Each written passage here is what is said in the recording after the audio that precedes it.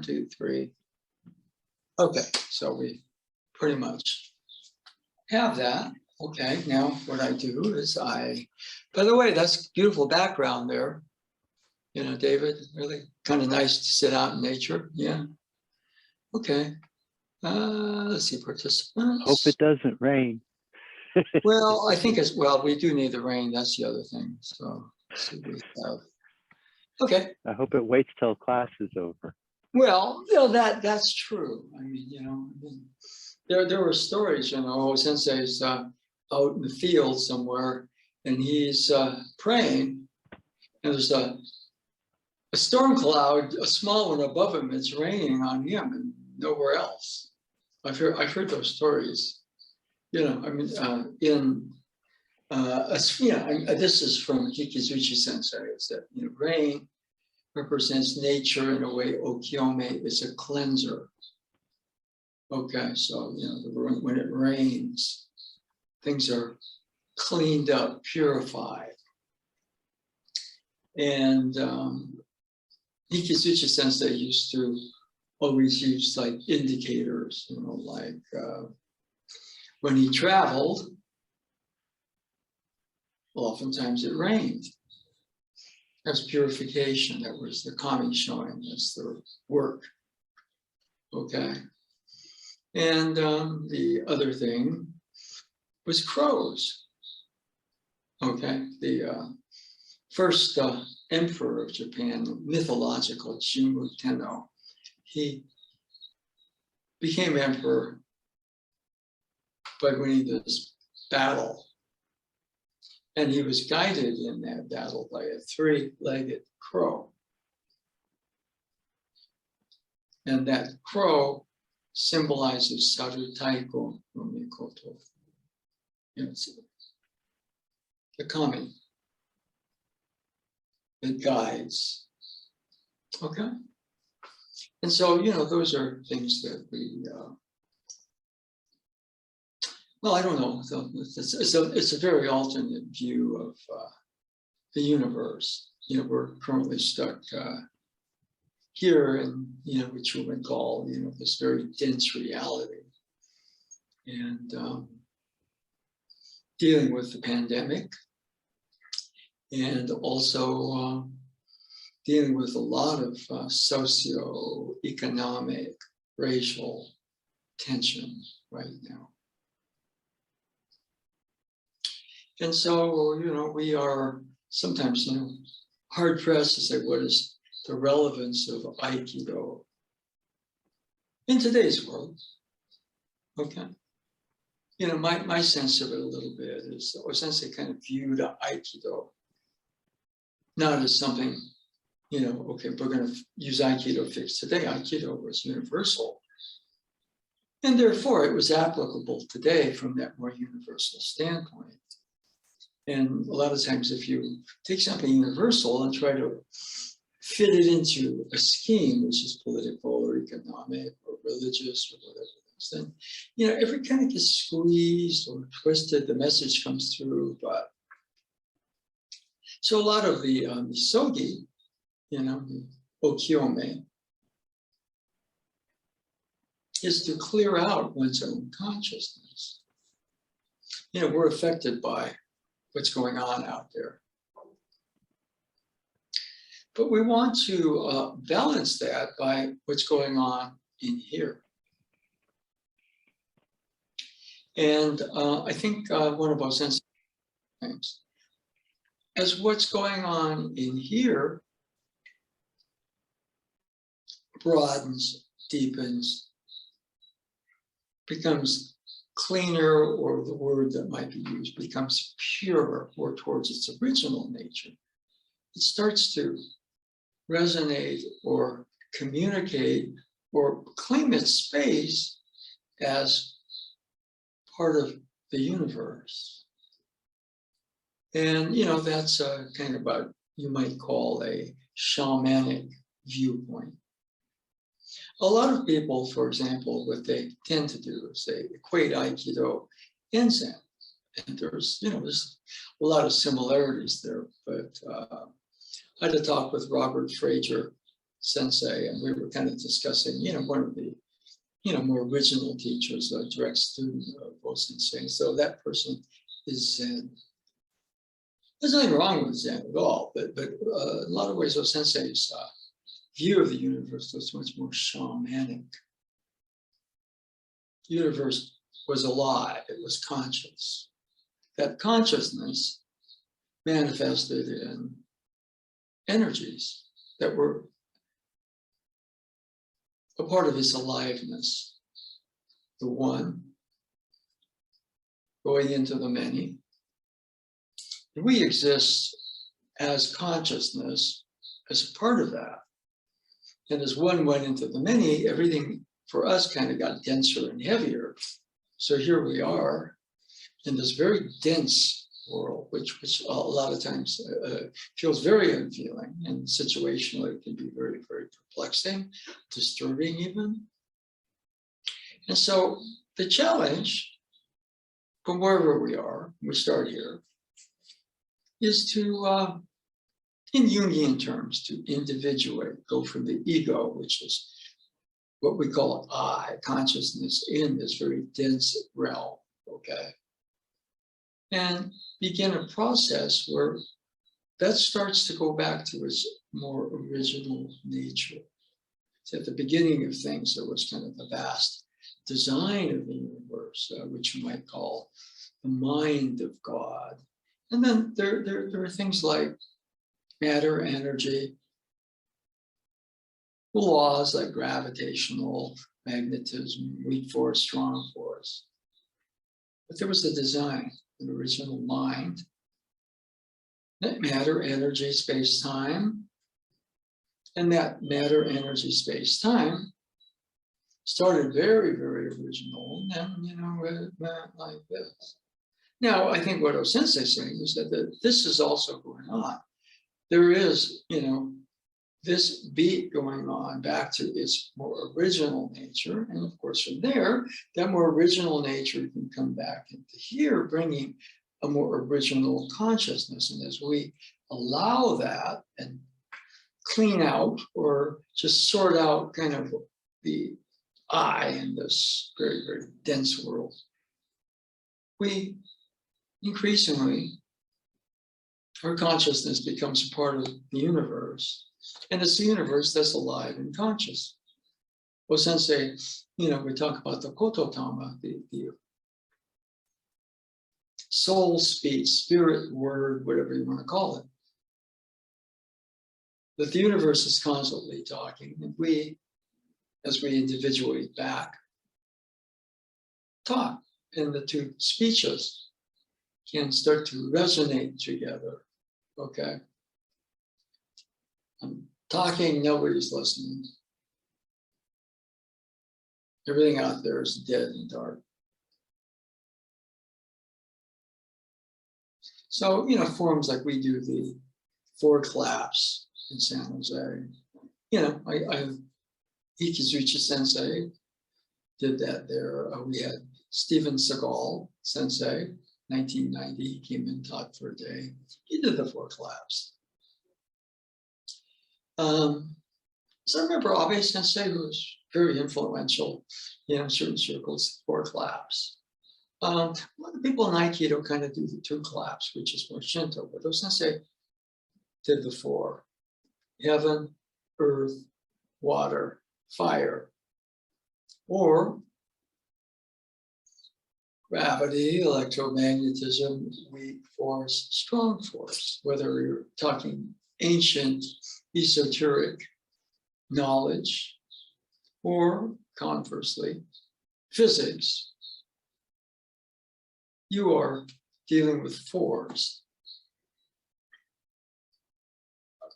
And then one of the things too is, since they talked about the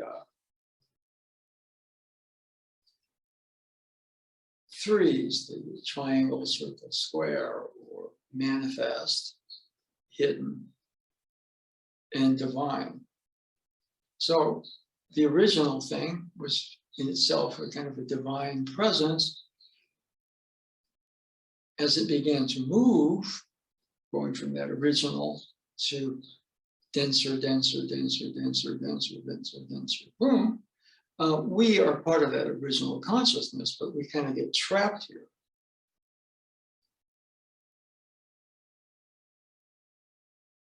Identifying, as a body, which we do have, and also as ego or I.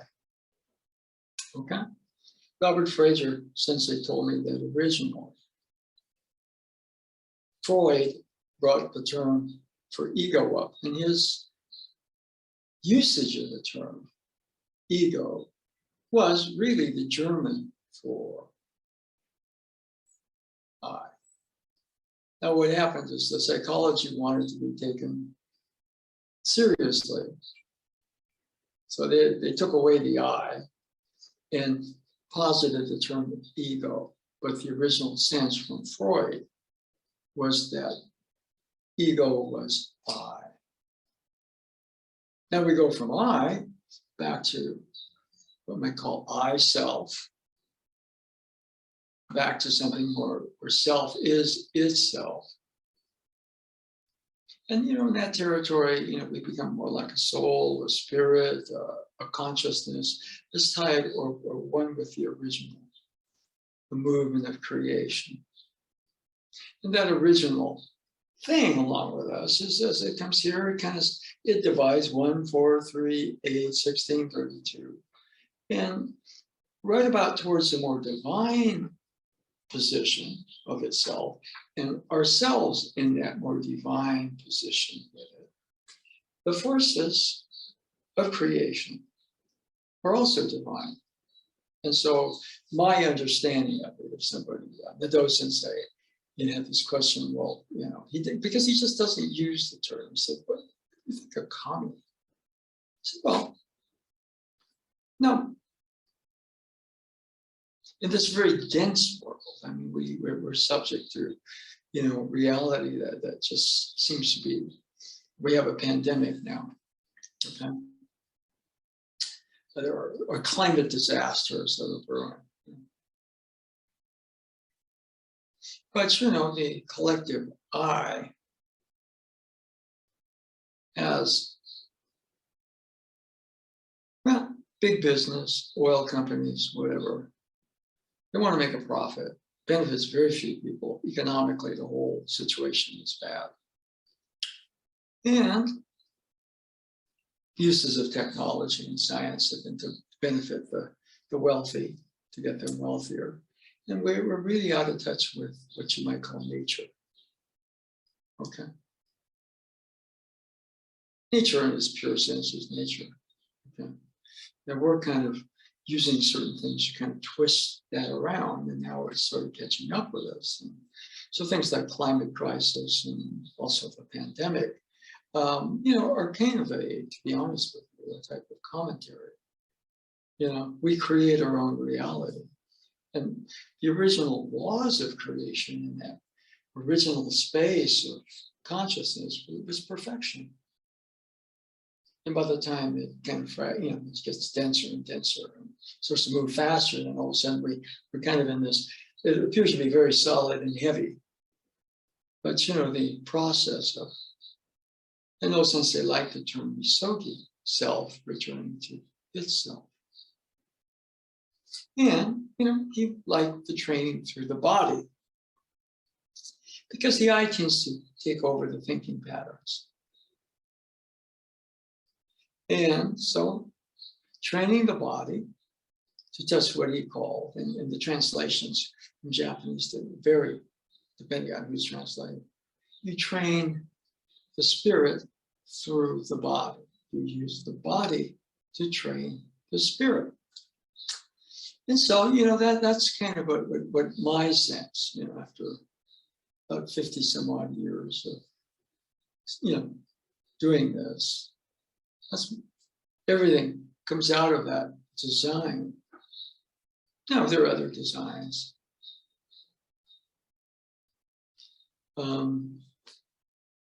So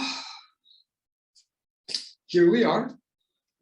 Let's see, let me check. I think we got another bing, so we're not totally alone. Okay, we have a couple of people. Good. Ro and Cliff. Okay. Okay. So what I would like to do is we'll start some movement. Okay, so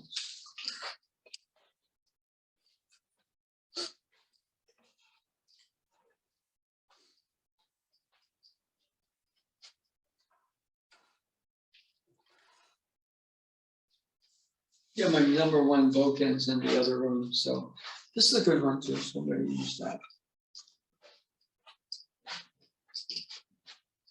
Okay. Right.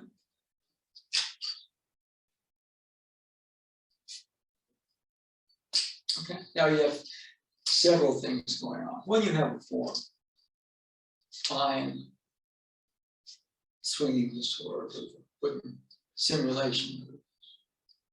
So there's a motion. That form is in motion. Right?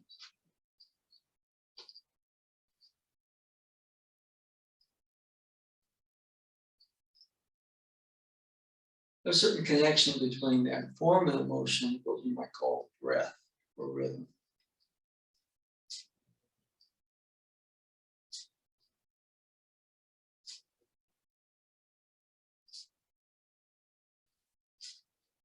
So we're using a simple cut. Now you can go all the way out and boom, cut a little bit more this way. But this is the cut that Tojima Sensei did. And it's the template for so much of Aikido. Now the fourth thing. No, so you check your hands.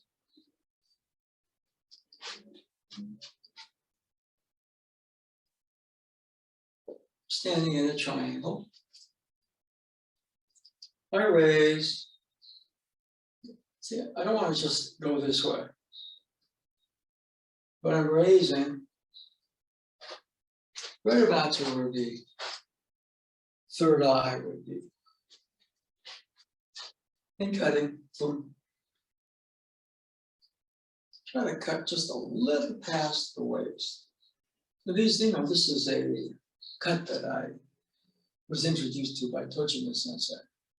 And the people in Shingo, they get aside and say, his sword work is the closest to Oda Sensei.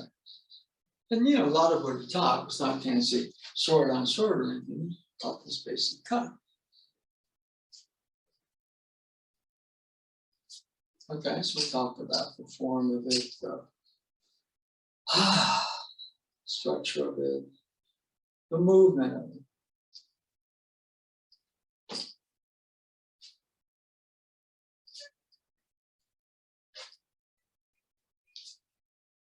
But the fourth element for me is breath, movement. Fourth element for me is vibration. So right at the end of it, that closing motion doesn't, I'm kind of bouncing it or kind of, maybe thinking a lot of spiritual thoughts. I'm just going to wade into sort of a vibration. Boom.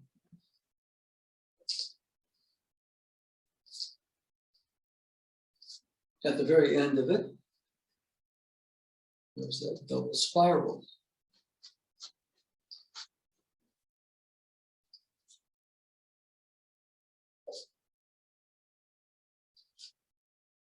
Just repetitive cutting.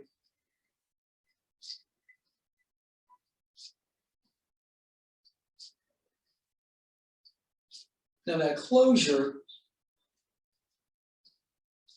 trying to make it happen there. It's a vibration. I kind of localize here. Boom, boom. You can get the form and understand it out there, but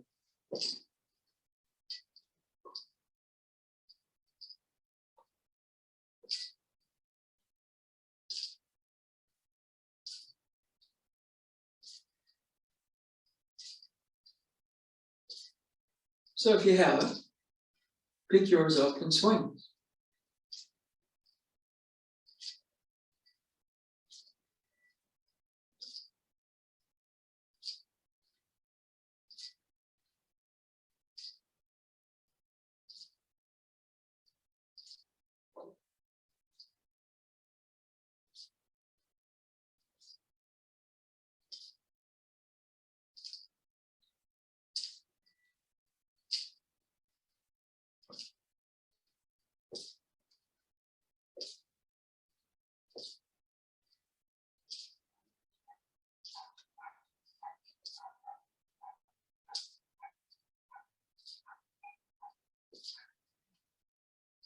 Now it looks like I'm doing the whole thing with the arms, but see, it's less like I'm exaggerating that motion. That beat or pulse or vibration, clarity, boom, comes up from underneath.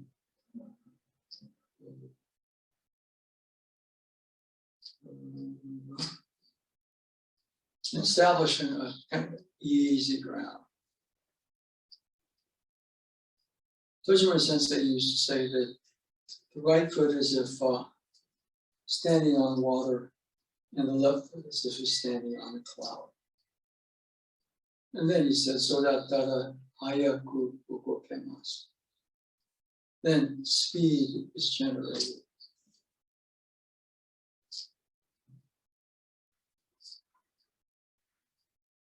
See, it's not how fast this goes down, it's the fact that that just appears there. Boom. So from here, okay, it sits right there. It's not about cutting faster. See, I got speed out there. Everything comes from that vibration pulse. Boom.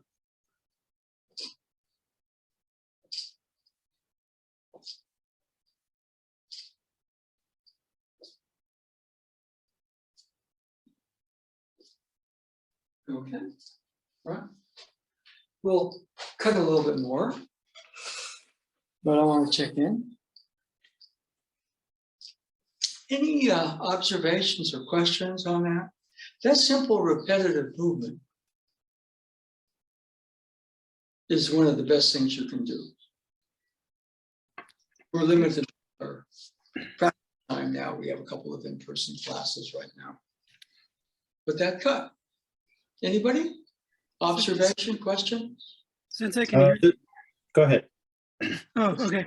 Thanks. This is Yarrow. So when you said to like vibrate, like focus on vibrating, so I just decided to focus on that and not the cut. And then it seems I actually heard it like whipping through the air. Whereas before I tried to make it go fast and I didn't hear that sound. You know that sound you hear?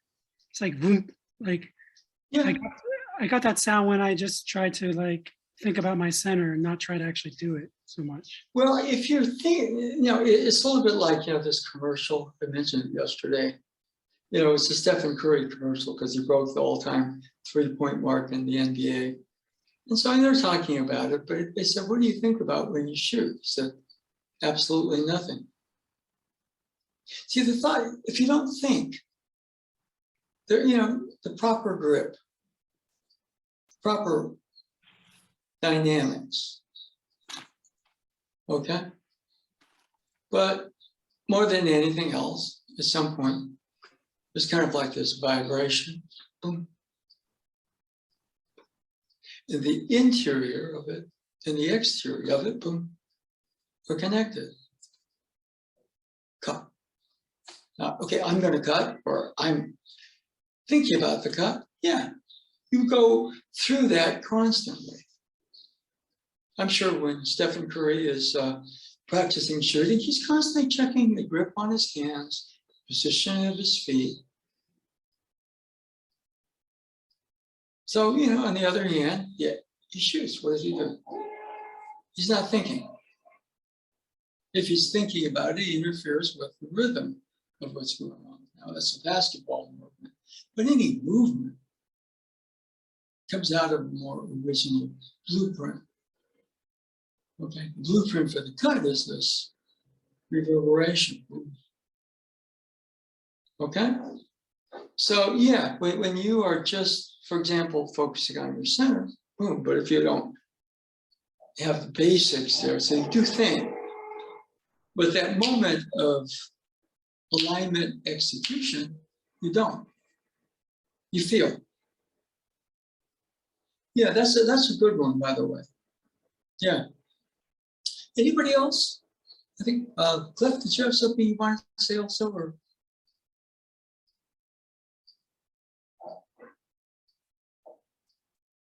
Hi, Sensei. Just that I felt more energized after I had done a bunch of cuts than before.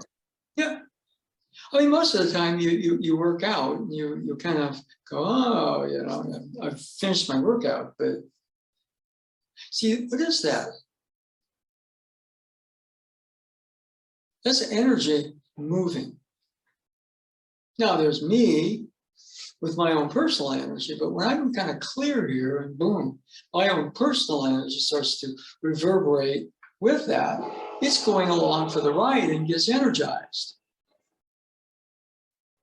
So yeah, you're going to feel more energy. Okay? So good. Anybody else? Let's go back up. We have an irritating sound, so you've got to kind of focus through that. The world will throw stuff at you. I mean, if you go back to Stephen Curry, there's always a defender on him, trying to bother him. And that shot that he has goes back to some of this as a blueprint. It's just basketball and cutting. But I see almost no difference. I kind of pretend I'm Sarahado and swing. That swing will also translate that in a different dimension. But you know, that original reverberation. We're going to go into a little bit more sound in just a bit. But I want us to cut some more. Okay? So, get this out of the way.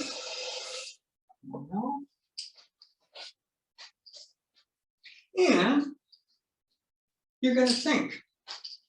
Proper placement of the hands. See, I don't hold this way. I hold more diagonally. And see, I'm holding here, but the grip does start with the fingers. Grip starts with the palm. And you're closed from the little finger to the thumb. And that diagonal grip allows that closing motion. Double, double, double spiral. Boom. Okay? So, a couple here.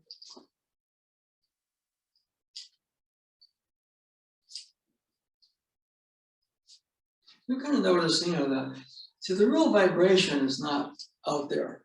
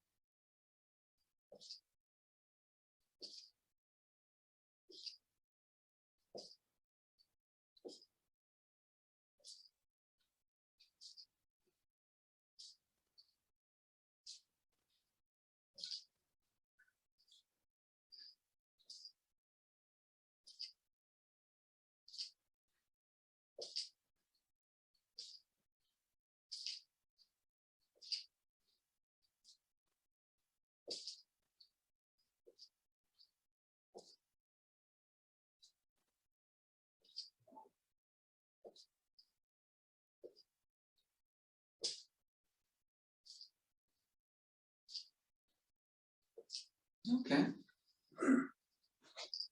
So that's our second goal. You can, I mean, on your own, you can keep going.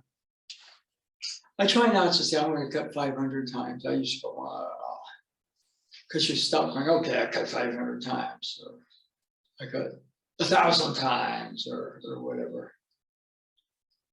But you're in the moment, boom, lining up to that.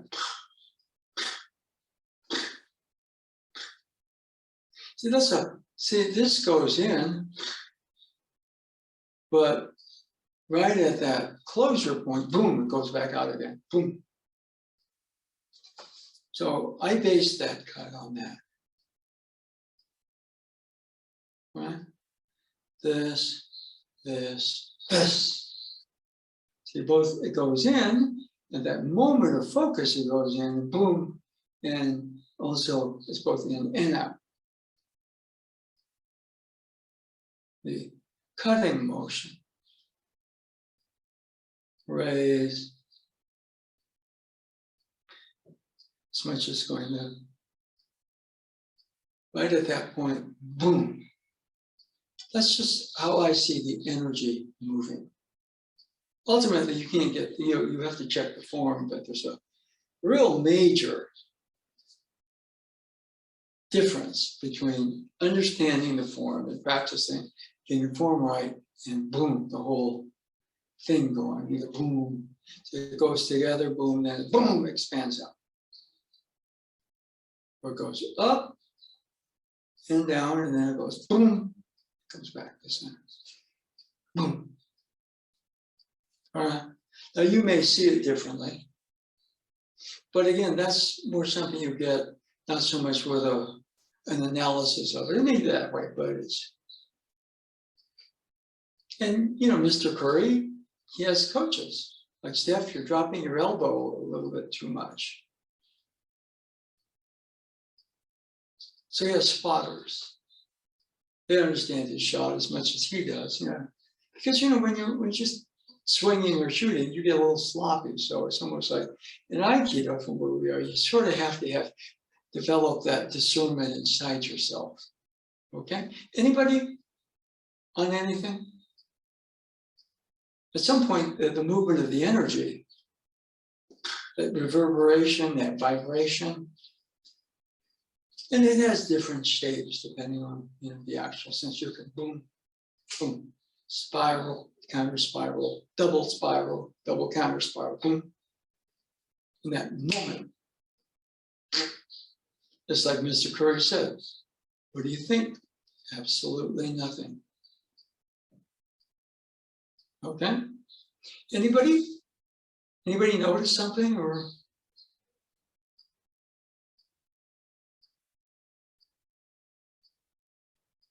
Okay. So again, there's practice.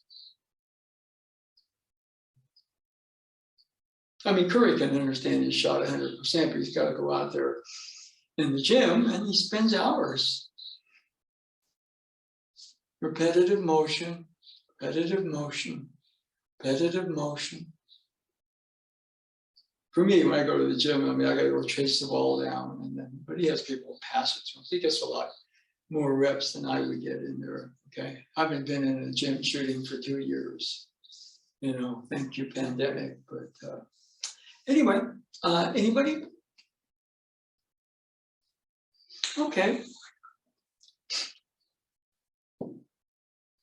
So what I thought we'd do, because we mentioned vibration,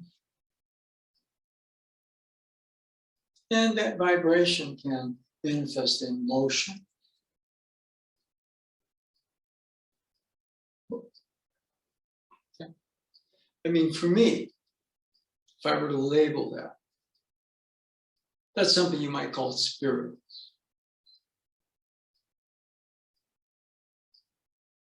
And mind leads body. I understand it, I'm going to do it better. Spirit leads mind. Body becomes one with that link. Spirit leads. Boom. Spirit is the energy moving. by the time my mind thinks about it and does it, yeah, it leads the body a bit, but the mind, therefore, as Mr. Curry put it, thinks absolutely, in that moment of the movement, the creation of it. What are you thinking? Absolutely nothing. Anybody? Before we move on? Okay, this is something we can kind of do here.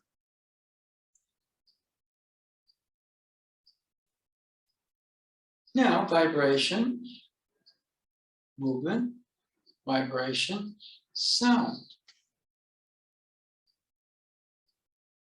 So let's start with the ah.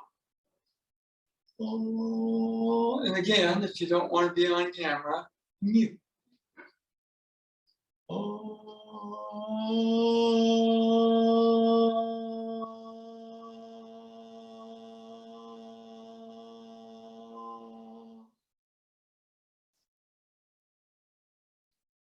I notice, for example, the breath gathers for the next sound.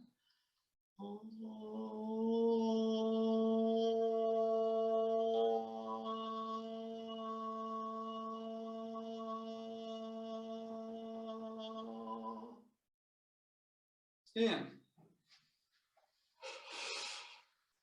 just as the cut is out there, you want the cut to come from inside you. Okay. The sound out there.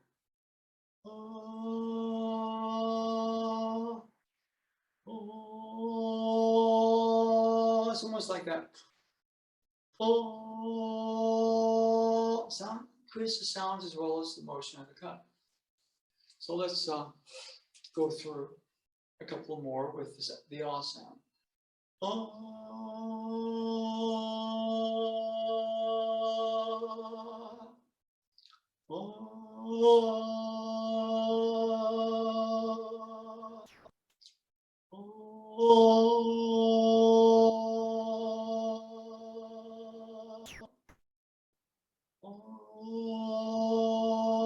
And increasing that sound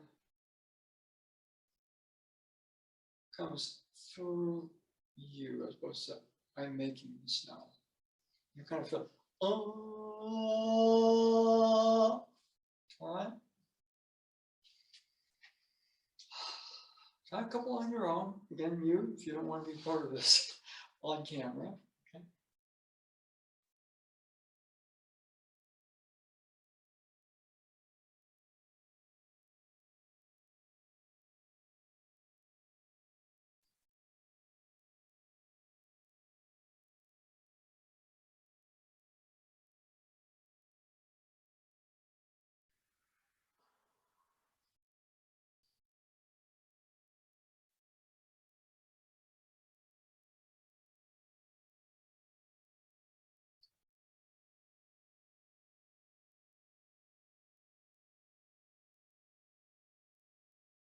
Okay. Anybody begin to see some connections between the movement, the sound, because they both come from that reverberation. Anybody?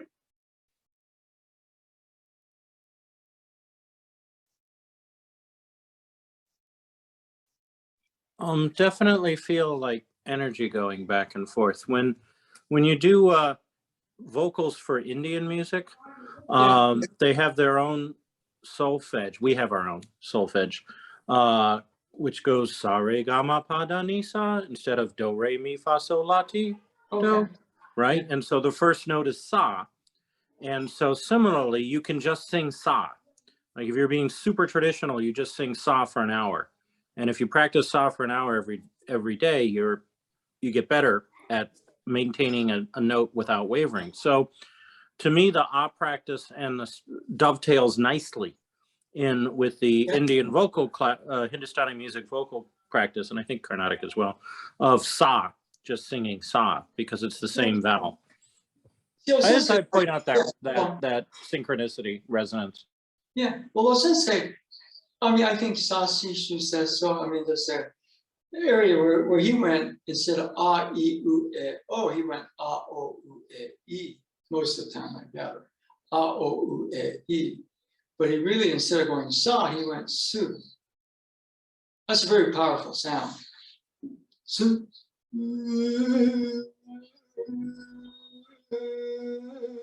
See, there seems to be fluctuations there, but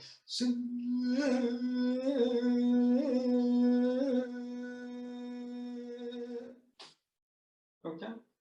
I had a realization once, because I was swinging the sword, and then I picked up the trumpet. It was not to do anything, but I noticed there was a sense where you see the breath in increments to produce the nose. But there's a river of breath there that's constant. And of course, we see the up and the down, and the boom, the closer, but boom. So when you put your horn to your lips, there's that continuous river of breath already going, which then you cut into slices, and you can slant it in different angles and produce different sounds. But if you're trying to produce the sounds without that base, so to speak, of that continuous river of breath, you drift. You may get the notes right, but there's drift. Okay, so it's similar right about at that point. We're going to go, stand up, sit down. There's a center as there, and then that within the stream of that center, there's also beats and increments, and so boom, there's a lot going on in that one motion. But the term sa, I can see where you could do that. A brass player that I've gotten contact through Facebook, he was talking about breathing, and he was talking about a trombone player. And all the trombone player did, he took a garden hose and practiced breathing into that garden hose for a whole month. Didn't pick up the trombone. At the end of the month, the trombone playing was much better, just from the act of working on that baseline breath. Once you get that baseline breath, there are fluctuations within it. Like boom, all that's a fluctuation within a one unity. There's variety, okay? Anybody else? Okay, all right.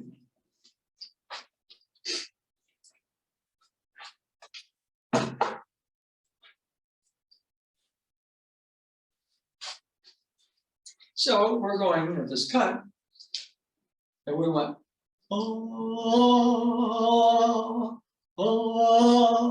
there's cut volume. Oh. So, if you don't want to get on camera, let's see if you can start to combine the sound, very safe sound. Some of the sounds get pretty wild, but is pretty basic. Okay? And the cut, and see what you come up with.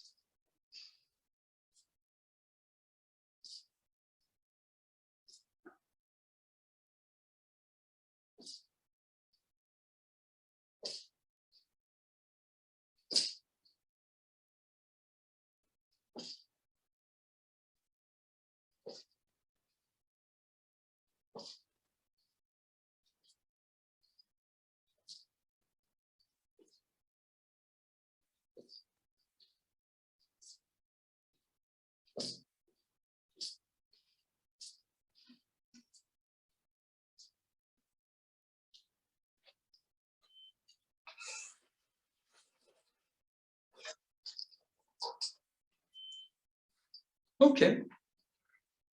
Anybody notice anything? Working the movement and the sound together.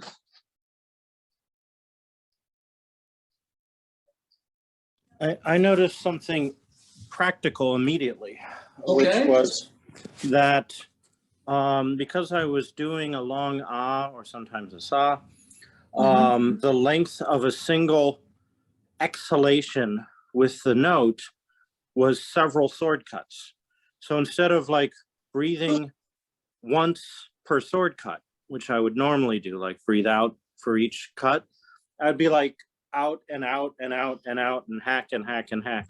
And at the same breath could be 4 or 5 sword cuts, which is markedly different experience for the middle sword cuts, right? Because I'm just part of an exhalation. So I'm still kind of pondering that, but that's what I noticed. Well, you got to research, that practice, I mean, everybody's, that there's a universal thing.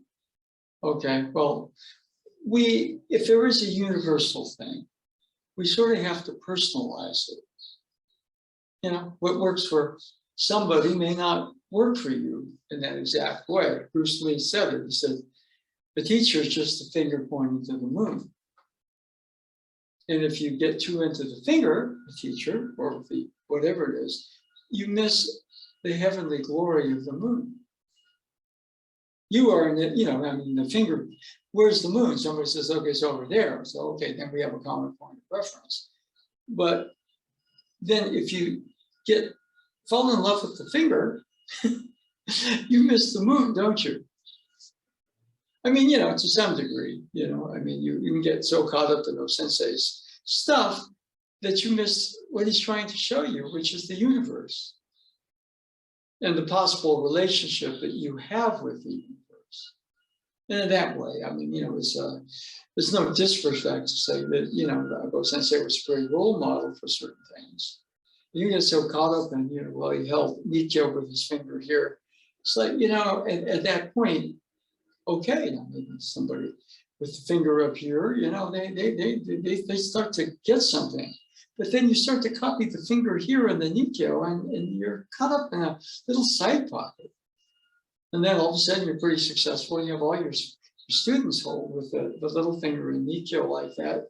And then you've created a kind of a mutation, a variant of the moon, right? Maybe it works for you, but all your students doing this, you're kind of locking them into something. Okay, so I don't know, but that was interesting. Yeah, keep it up and see what happens. So that was the same thing. I put my, playing, and I put it down, and I just swing the sword for a bit, and start to get a kind of a continuous flow of breath or ki or whatever. I go, oh wow. And then, of course, then you can pause and start, but it's all part of the unity of that original breath. It's not, you go to breathe out some more. It's like, you add to that unity every time you breathe with a brass instrument. Okay. And so there's very little difference for me, between swinging this and playing that. And, if I had a basketball, I'd be kind of working that same sort of thing. I've studied Curry's shot, see, I'm holding this, it looks like I'm holding a basketball. But, there's so many shooters go this way. But, he says 10 fingers towards the hoop. Now, what he does do, see, he actually rotates his body this way. And boom, and he kind of rotates it. So he actually gets, that's how he gets to speed. He doesn't go this way, he goes that way. Boom, boom, as opposed to da, da, da, da, boom. And so, what else are you going to do in the pandemic? You study the masters. I mean, he's a basketball player, different lineage, but that's very, doesn't go up, down. See, look at like I'm holding a basketball. And then, boom. boom, boom. His reverberation is it's a double spiral up. Boom, boom. Just a moment, boom, that's that release going 30 feet, nothing but net. Okay. And most players, they go this way. And he goes like that. And if you transpose that, you're going like that here. Different rhythms, but the same thing. It traces itself to an original movement or vibration of energy. You can call it fancy name, spirit leads mind, which leads body. Boom. And what are you thinking about? Absolutely nothing. Okay. Anybody else care to chime in about, we did some sound work? Yeah, Sensei. Yes. When you go up and then you go down to the bottom, I think just physiologically, it kind of bumps you. So it's like the sound changes and then you feel like the vibration in when you hit the bottom, it really emphasizes that. Yeah. Yeah. The sound, Osensei said Aikido is Kodotama. He said various things, everything. We come out of Kodotama, the universe is Kodotama. We're Kodotama. Part of that original, whatever it was. As it started to move, if they created space, time, matter, energy, whatever. The different segments of space, time, matter, energy, each had a type of a vibrational thing. And I'm kind of doing that. See, just this, if you go this way, you can shoot out to about 18 feet. But when you start shooting 30 feet plus, you're going to be all over the place and be able to coordinate that motion. Boom. Now the cut itself is the dynamics of it are different. It has a different vibrational shape, form to it. Boom. But both are the movement of something you call ki. Ki, spirit, whatever you want to call it, leads mind, which leads body. You're going to go boom. Before the standing, I'm going to stand, I'm going to think and stand better. It's like, boom, there is that motion that overlays this. And so that the body supports all that by standing. I can know how to stand better, but boom. So positioning there, what are you thinking about? Absolutely nothing. And so simple practices like that are also good.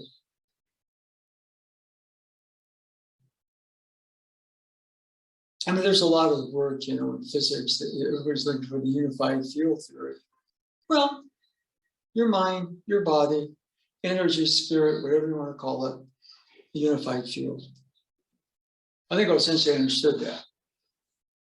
He didn't put them. He did put stuff on the blackboard, which is very, very interesting. And I mean, I put time into actually trying to put something behind that, but that's like studying advanced theoretical physics.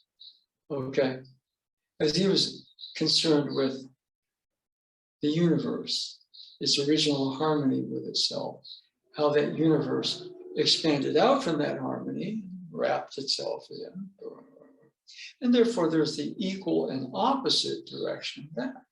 Right in the middle of that starts out as eyes, goes to I self.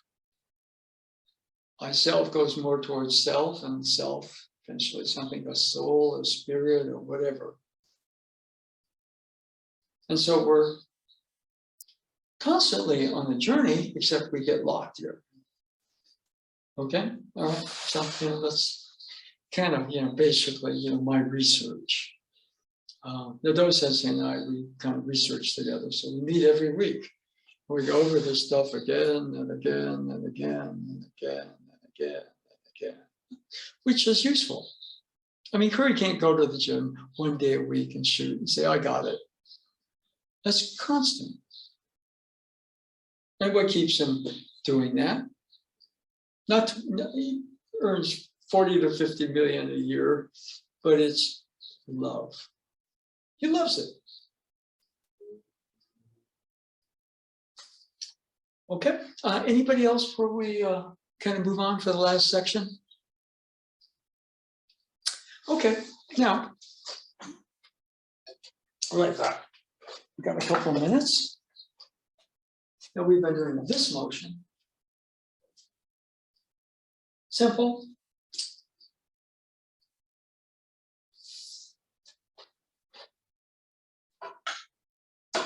Let's switch pen here. Okay. Now, starts with a form, at least for us. So we're going to go 2, 3, 4, 5, 6, 7 is both up and down. 8, 9, 10, 11, 12, 13, 14, 15, 16, 17, 18, 19, 20, 21, 22, 23, 24, 25, 26, 27, 28, 29, and 30. Okay, so it has a shape, a numerology to it. 1, 2, 3, 4, 5, 6, 7, 8, 9, 10, 11, 12, 13, 14, 15, 16, 17, 18, 19, 20, 21, 22, 23, 24, 25, 26, 27, 28, 29, and 30. So it starts as a form. Now I noticed from having done the boucan work, there also the boom, the actual shapes are crisper. Vary it. Some days start with this and then go to the boucan work, vice versa. Now, 22, 23, 4, 25, 26, 27, 28, 29, and 30. So I'm starting from 22 and boom, boom, boom, boom, boom, boom, boom. And so that last third is to kind of introduce you to the basics for what I call the more takimusu level. Which if I can go like that. And boom, boom, boom, boom. So that basic movement starts to differentiate into other shapes and other movements. Boom, boom. And, you know, I like to think that, you know, I'm kind of like Stephen Curry. What am I thinking about? Absolutely nothing. The movement here goes through the mind so quickly, the mind's not thinking. It goes straight to the body.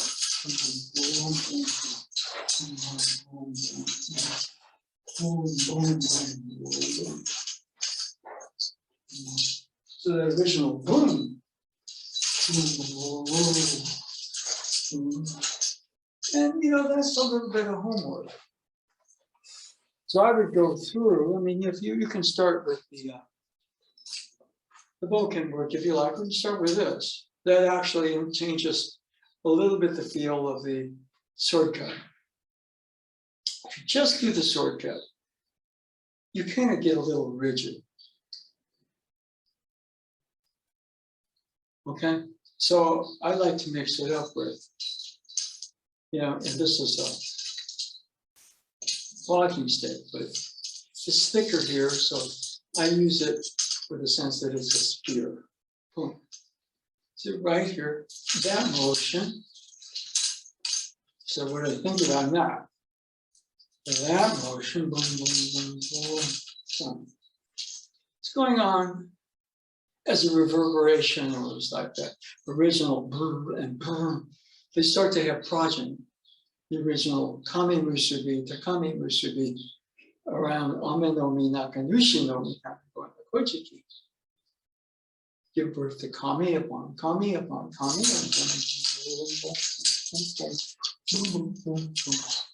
There's a difference between me kind of moving and boom, and letting that. And the result here is there's more clarity. So that's a little bit of homework. Okay, we can kind of major in one of those as we go into the new classes. Okay, but you've got to do your own research. I just am laying guidelines. Okay, with the pandemic, I sort of get the feeling we might be having a lot of time to do our own research the way things are going right now, which is not ideal at all. Let's see. Anybody a commentary on that last section? Because it's different than just doing the repetitive cutting. Anybody?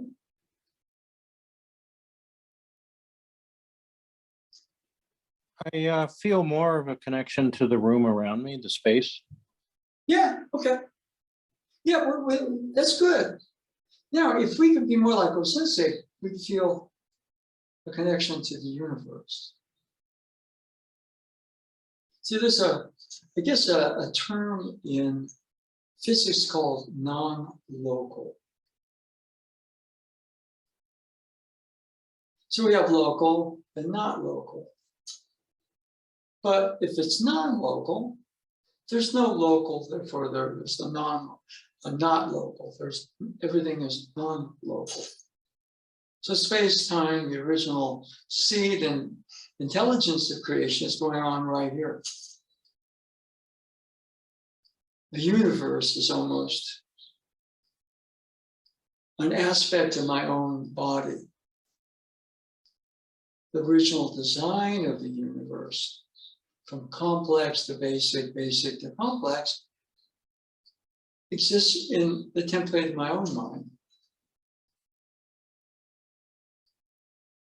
And so I'm a seed of that, therefore there's a potential for communication. And so, yeah, you'll feel a bit more energy. And you'll begin to feel like the room and you are kind of one. That's good. Anybody else?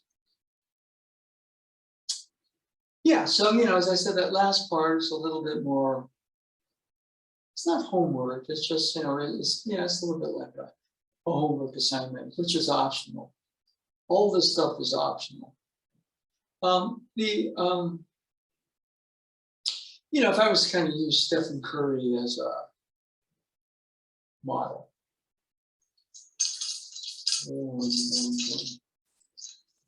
That's ball handling. Yes, so almost an infinite number of moves.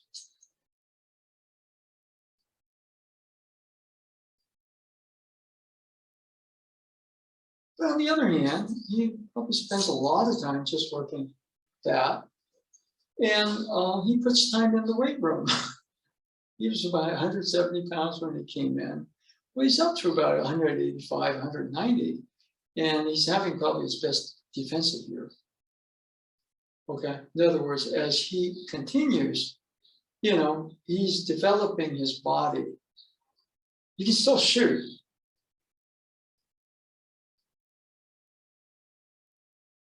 And he can handle the ball, but part of the repetitive cutting, you go to the gym and you probably develop this a little better.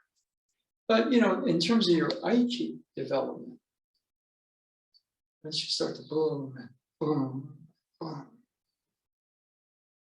boom, that's kind of like the Aichi version of Curry going to the weight room and also doing his core work. Okay, so that's sometimes I've been specializing more in that, but I also do a lot of work with this. Okay, boom, boom, boom, boom. That's the ball handle, and then boom. That's the core work. the weight room that he does. So, you know, I'm not Stephen Curry. I don't make 50 million a year, but, you know, I still practice. Okay, anybody before we go? Okay, we'll be here Friday. What's today? Today's Monday. So Wednesday, Mountain View. That'll be our last in-person class of the year. We'll be here Friday for the online. We're going to then take a break from Christmas Eve through New Year's Eve. That includes the Tai Chi. I'm going to do a Tai Chi thing Thursday night.